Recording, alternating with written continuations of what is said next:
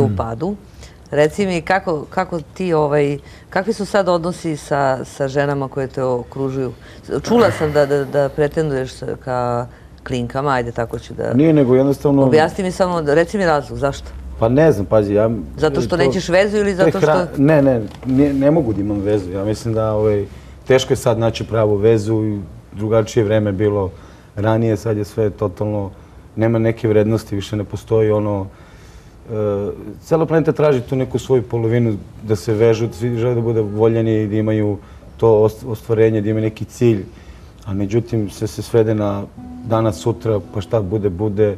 Ako bude, bude, bit ćemo. Nema naš tu pravila. Mislim da pravila više ne postoje pravila kao što je bilo ranije. Jednostavno, zato mislim da i ne mogu dalje. Sve mislim, ja to tražim. Meni je potrebno to da nađem neku osobu, da se budim sa nekom osobom, a ne da se budim sa kompjuterom, muzikom, zidovima i sam da spremam da jedem i više nije to sve. Ja želim, ali... Dobro, ja znam za jednu osobu, nećemo da kažemo, sad iznesemo javnost njeno ime, ali molim te, otpevaj joj pesmu. Ceci, otpevaj sa Bakijom pesmu koju će on sada posvetiti. Ja, sve znaš. Sve. Kad pogledam iza sebe, sve je crno, osim tebe, jedina si svetla tačka ti. Bio sam na krivom putu, 100 grehova u minutu, onda kad ti nisi bila tu. Trezan shvatih iz prve da sve su sam tebe bili kurve koji sam se stideo. Ali ja nisam svetac, već običan slepac, što kraj oba oka nije video da si ti i samo si ti, sunce ljubavi. Bravo! Bravo! Pošto pričamo, imamo muzičare... Aleksandri bi ovo otpevao, njen dečko sada. Baš sam pomislila. Pozdrav za Aleksandrina dečka. Recite Pošto imamo muzičare, instrumente i tako dalje, a pričamo o razlikama u godinama, je li tako, kod muškaraca, kako se ko ponaša, evo jedna paralela sa instrumentima i sa muškarcima. Kaže, muškarac je sa 20 godina trubač, gruva, snažno, jako, ne treba da se štima, kratko, sve to radi kako treba. Sa 30 godina je violončelista, kratko štima, dugo svira. Sa 40 godina je violinista, dugo štima, dugo svira. Sa 50 godina je harfista, dugo štima, kratko svira. Vi znate, harfe se dugo štimaju, a partiture u orkestru su kratke.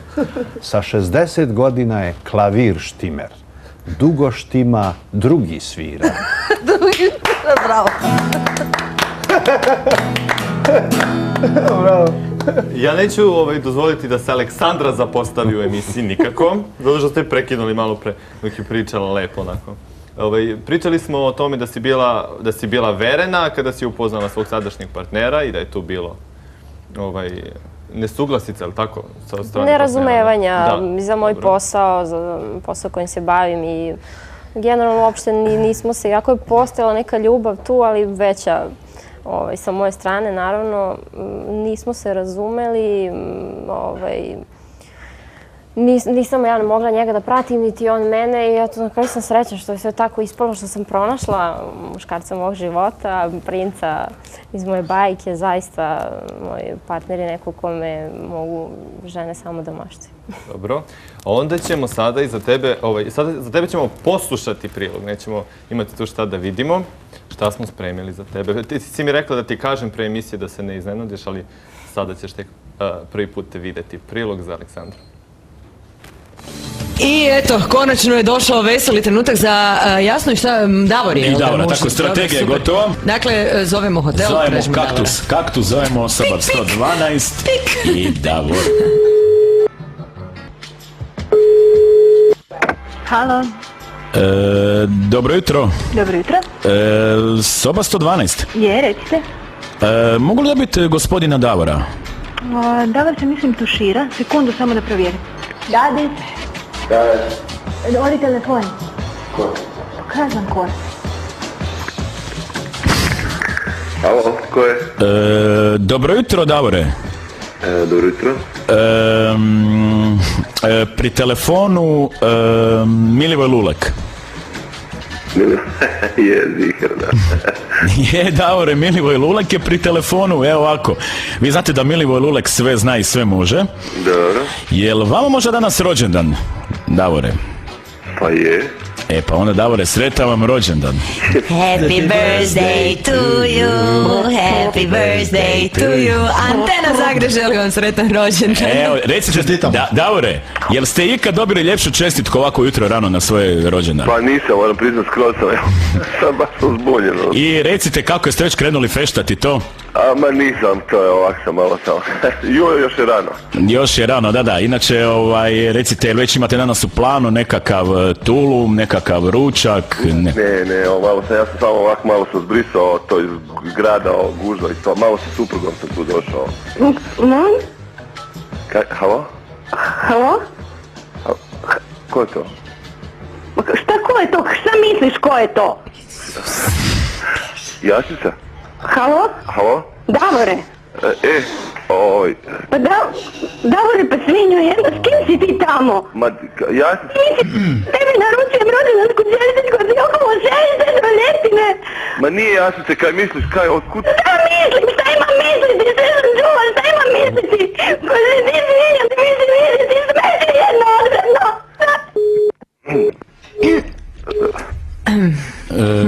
Ima to, kako je to, halo? Je, Davore, tu smo. Evo, Milivoj Lulek. Čuli smo, da. Nažalost. Mislim, kako su to sad fore, ovo ne kužim? Pa nim fore. Gospođa vam je željela čestitati rođendan, evo Milivoj sam. Ne budete ovo u program pustili, valjda? Znate, mi smo uživo u eteru. Kaj uživo? Sad. Ma daj pak, ljudi pak, ja imam djecu, evo, ženu, pa vi niste, ma znate šta i... Jesi se neprijatno iznenadila? Pa, želim reći da mislim nema nikakve veze sa mnom ovaj prilog. Kako nema veze? Pa da ne pomisle ljudi, nisam ja učestvovala.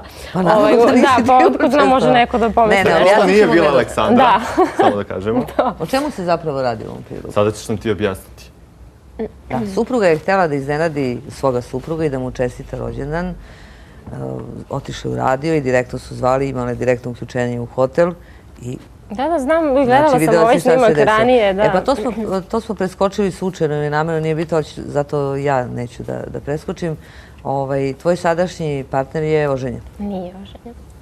A nije oženjen? Nije oženjen, postoji jedna žena sa kojom on ima decu.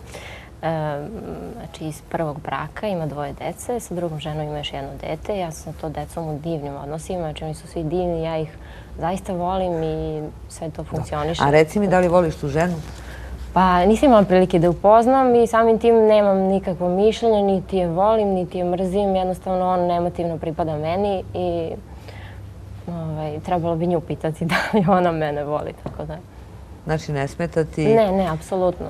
A da li bi žela da počneš da ipak živiš sa njim? Pa idemo ka tome. Sad, ja sam navikla da živim sama, on je navikao taj neki svoj život, ti znaš čime se on bavi. Pa, ne znam, valjda ćemo se uklopiti u neko tamo vreme. Mislim, ja bih voljela sad kako ćemo. Prijateljski apel, pod hitno da počnete da živite zajedno. Pod hitno. Dobro.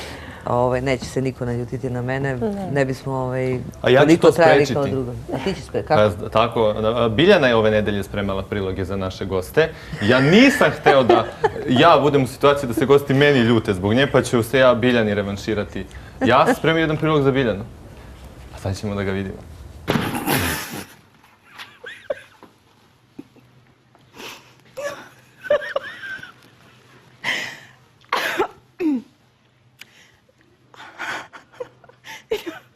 Jatketaan tästä urheiluun.